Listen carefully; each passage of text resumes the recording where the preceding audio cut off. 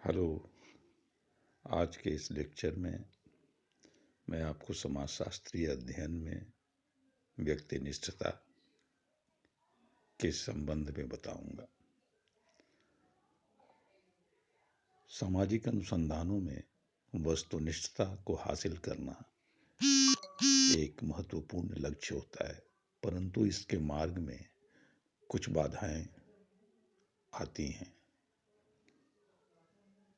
और वो खास करके इस कारण आती हैं कि समाजशास्त्र का जो विषय वस्तु है वो सामाजिक घटनाएं हैं और ये घटनाएं अमूर्त, परिवर्तनशील, गुणात्मक, विभिन्नतापूर्ण एवं जटिल होती हैं।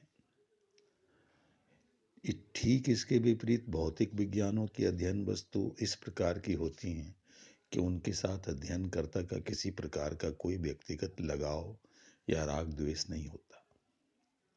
अतः भौतिक घटनाओं का अध्ययन वस्तुनिष्ठता के साथ करना सरल होता है, परंतु सामाजिक अनुसंधान में अनुसंधानकर्ता के लिए अपने स्वयं के समाज, समूह, जाति, धर्म, परंपराओं एवं मूल्यों का पक्षपात रहित होकर अध्ययन करना कठिन हो जाता है, क्योंकि वह स्वयं भी इनसे किसी न किसी रूप में संबंधित होता है। यहाँ हम व्यक्तिनिष्ठता के प्रमुख कारणों पर विचार करेंगे जो वस्तुनिष्ठता की प्राप्ति के मार्ग में बाधाएं उत्पन्न करती हैं। दूसरे शब्दों में हम यह समझने का प्रयास करेंगे कि समाजशास्त्रीय अध्ययन में व्यक्तिनिष्ठता कैसे प्रवेश कर जाती है। तो पहला कारण है भावात्मक प्रवृत्तियों का प्रभाव। प्रत्येक व्यक्ति के अपने कुछ सामाजिक एवं सांस्कृतिक मूल्य होते हैं, नैतिकता संबंधी धारणाएं होती हैं। वह प्रारंभ से ही कुछ बातों को अच्छा और कुछ बातों को बुरा मानने लग जाते हैं। व्यक्तित्व निर्माण की प्रक्रिया के दौरान ही उसकी जो भावात्मक प्रवृत्तियां बन जाती हैं वे उसके व्यवहार प्रतिमानों को प्रभावित करती हैं। ऐसी स्थिति में यदि अध्ययनकर्ता संयुक्त परिवार, जाति व्यवस्था, अस्पृश्यता, वेश्यावृत्ति, छात्रों में अनुशासनहीनता आदि का अध्ययन करता है तो उसकी भावात्मक प्रवृत्तियां उसके वस्तुनिष्ठ तरीके से अध्ययन करने में बाधा उत्पन्न करती हैं। दूसरी जो व्यक्तिनिष्ठता का महत्वपूर्ण कारण है वो है असत्य प्रतिमाएं। फ्रांसिस बेकन का मानना था कि अनुसंधानकर्ता कई असत्य प्रतिमाओं से प्रभावित होकर अध्ययन के दौरान कुछ त्रुटियां कर बैठता है। उन्होंने ऐसी 4 प्रतिमाओं का उल्लेख किया था। वे हैं गुफा की प्रतिमाएं, न्यायालय की प्रतिमाएं, बाजार की प्रतिमाएं एवं जनजाति की प्रतिमाएं। गुफा की प्रतिमाओं के अंतर्गत उन त्रुटियों को लिया गया है जो अनुसंधानकर्ता अपने संकीर्ण या एकाकी विचारों के कारण किसी वस्तु या घटना को समझने के संबंध में कर बैठता है। न्यायालयों की प्रतिमाओं के अंतर्गत वे गलतियां आती हैं जो एक अनुसंधानकर्ता केवल शब्दों पर बहुत अधिक भरोसा करने के कारण कर बैठता है। और बाजार की प्रतिमाओं में वे त्रुटियां आती हैं जो एक अनुसंधानकर्ता प्रथा, परंपरा, रूढ़ी आदि पर जरूरत से ज्यादा जोर देने एवं उन्हीं के आधार पर निष्कर्ष निकालने के कारण कर बैठता है। और जो चौथी प्रतिमा है जिसे असत्य प्रतिमा बेकन मानते हैं वो है जनजातीय प्रतिमा।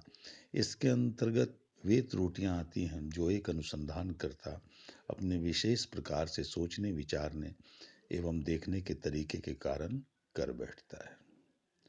इन सभी परिस्थितियों में अपने एकाकी दृष्टिकोण एवं सीमित ज्ञान के क्षेत्र से बाहर निकलकर वस्तुनिष्ठता के साथ कुछ निष्कर्ष निकालना अनुसंधानकर्ता के लिए कठिन हो जाता है। व्यक्तिनिष्ठता का तीसरा महत्वपूर्ण कारण है सामान्य ज्ञान का प्रभाव।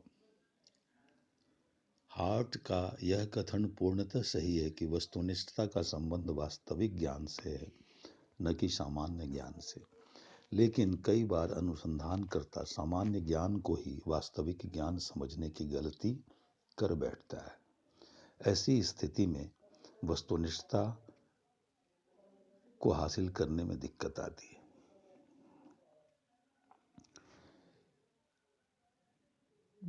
व्यक्तिनिष्ठता का जो चौथा महत्वपूर्ण कारण है वो है विशिष्टता मूलक भ्रांति।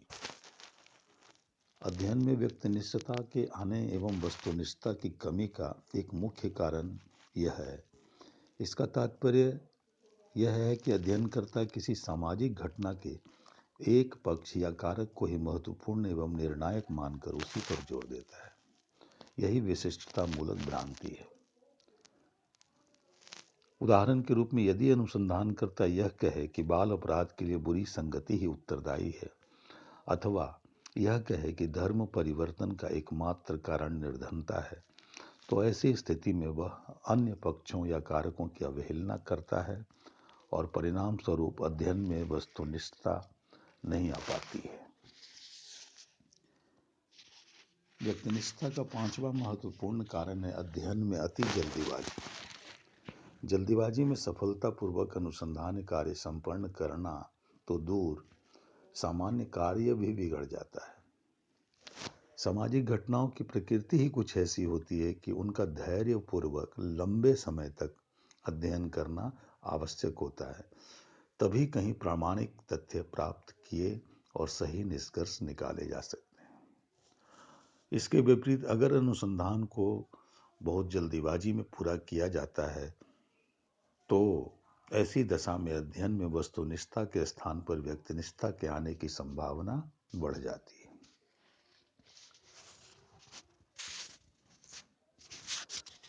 छठा महत्वपूर्ण कारण है अनुसंधानकर्ता का व्यक्तिगत स्वार्थ।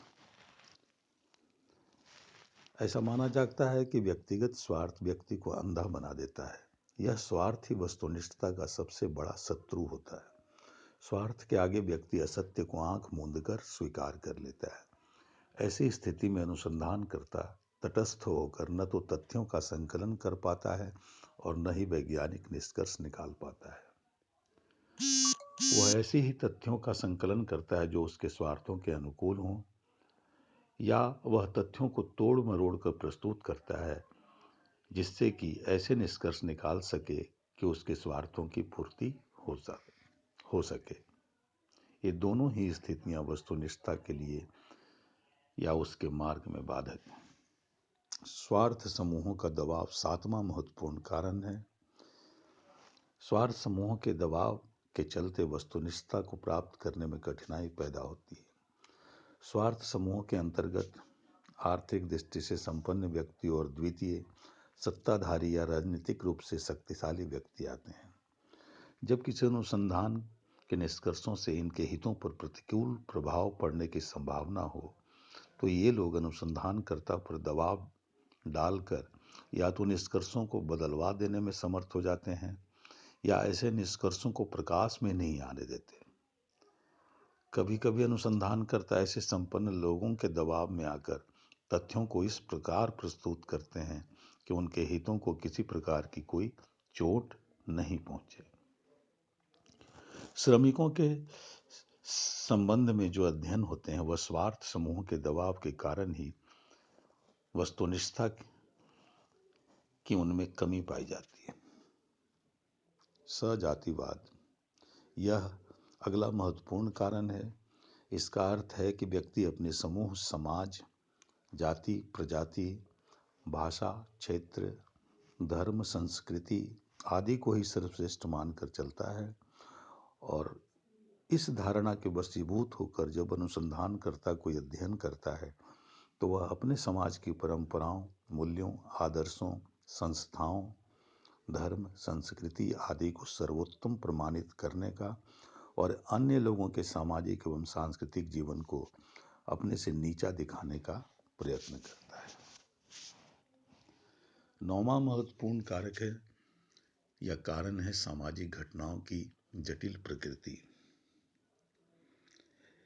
सामाजिक घटनाओं की जटिल प्रकृति के कारण सामाजिक अनुसंधान में वस्तुनिष्ठता की प्राप्ति में बाधा उत्पन्न होती है।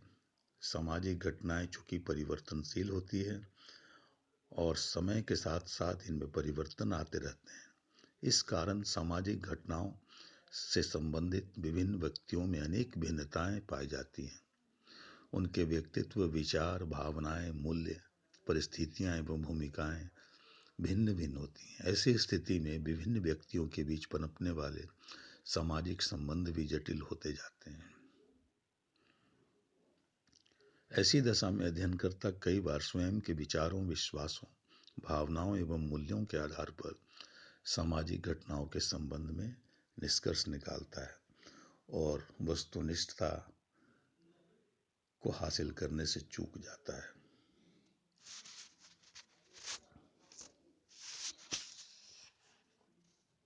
व्यक्तिनिष्ठता का अगला महत्वपूर्ण कारण है प्रशिक्षण का अभाव। प्रशिक्षण के अभाव में अनुसंधान प्रक्रिया भली भांति संपन्न नहीं हो पाती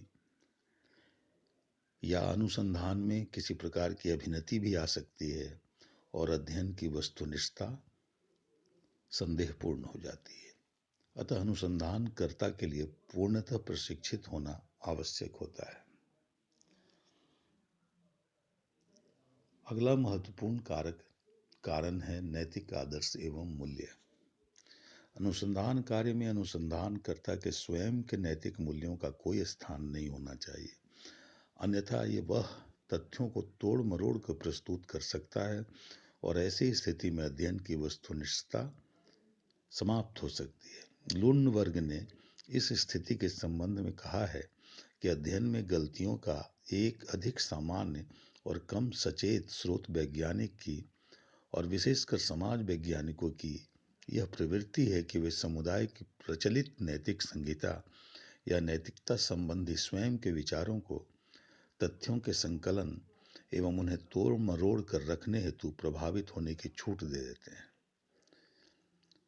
ऐसे में स्वयं के नैतिक आदर्श एवं मूल्य वस्तुनिष्ठता की प्राप्ति में बाधक हो जाते हैं। और अगला महत्वपूर्ण कारण है मिथ्या झुकाव, जिसे अभिनति भी कहते हैं, एवं पूर्वाग्रह। लुनवर्ग ने लिखा है कि मिथ्या झुकाव तथा पूर्वाग्रह सभी विज्ञानों में जटिलता पैदा करने वाले कारक हैं, लेकिन सामाजिक विज्ञानों की तुलना में भौतिक विज्ञानों में उनका महत्व काफी कम है। इसका प्रमुख कारण यह है कि भौतिक विज्ञानों की विषय वस्तु सामान्य उद्वेगात्मक भाव ग्रंथियों के प्रभाव से काफी मुक्त होती हैं, जबकि सामाजिक घटनाएं प्रायः इससे प्रभावित होती हैं और इसी कारण सामान्य इंद्रियों द्वारा भौतिक तथ्यों का प्रत्यक्ष ज्ञान बहुत कुछ एक समान या समरूप होता है।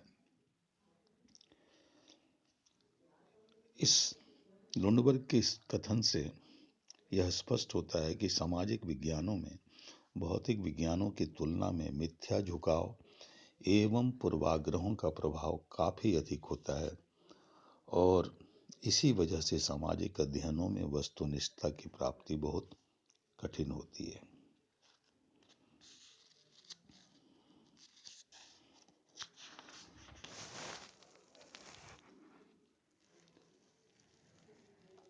मिथ्या झुकाव या पूर्वाग्रह के जो दो महत्वपूर्ण कारण हैं, वो पहला है अनुसंधानकर्ता का मिथ्या झुकाव। कई बार स्वयं अनुसंधानकर्ता अभिनति का स्रोत बन जाता है। उसकी पूर्व धारणाएं एवं पक्षपातपूर्ण विचार उसके वस्तुनिष्ठ तरीके से सोचने, विचारने और निष्कर्ष प्राप्त करने में बाधक हो जाते हैं। ऐसी स्थिति में वह महत्वपूर्ण तथ्यों को छोड़ भी दे सकता है और अपने विचारों एवं भावनाओं के अनुरूप निष्कर्ष निकाल ले सकता है।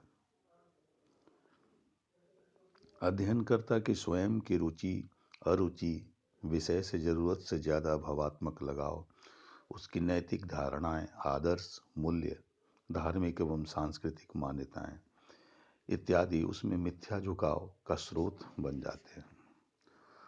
और दूसरा महत्वपूर्ण कारण है मिथ्या झुकाव का सब सूचना दाताओं के पूर्वाग्रह। अनुसंधानकर्ता तथ्य संकलन के लिए केवल अवलोकन का सहारा नहीं ले सकता, उसे सूचनादाताओं से मिलकर उनसे प्रश्न पूछकर भी कई सूचनाएं या तथ्य एकत्रित करने होते हैं। सूचनादाता भी सामाजिक प्राणी ही होते हैं। उनके भी हित अहित, रुचि अरुचि, राग द्वेष, विचार अनुभव, मूल्य परंपराएं, पूर्वाग्रह आदि होते हैं। ऐसी स्थिति में अध्ययन से संबंधित सूचना प्राप्ति हेतु उनसे जो कुछ पूछा जाता है उसका उत्तर ये पूर्णतः सही ही देंगे यह आवश्यक नहीं है। इस प्रकार सूचनादाताओं के पूर्वाग्रह भी वस्तुनिष्ठता की प्राप्ति में बाधक होते हैं और अध्ययन में व्यक्तिनिष्ठता ला सकते हैं। इस प्रकार हमने देखा कि समाज शास्त्र में या सामाजिक विज्ञानों में वस्तुनिष्ठता को हासिल करना बहुत आसान नहीं है। इस अध्ययन में या इनके अध्ययन में व्यक्तिनिष्ठता कई कारणों से प्रवेश कर सकती है। अतः व्यक्तिनिष्ठता के इन कारणों को ठीक से समझकर और उन्हें दूर कर कर ही हम वस्तुनिष्ठता को प्राप्त कर सकते हैं।